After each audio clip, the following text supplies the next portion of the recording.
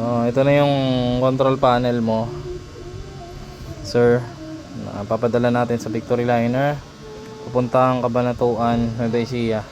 Testing natin. Pansin nyo, nag product flashing agad.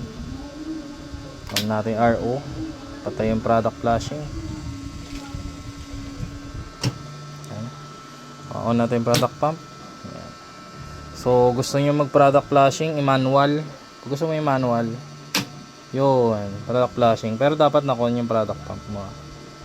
Ayan. Pero ito, kahit continuous mo na ito naka-on lagi, yan, for example, continuous naka-on lagi at napuno yung product tank mo. Ayan, may indicator tayo dyan.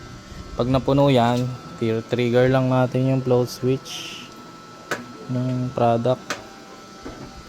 Ayan. Pag napuno yun,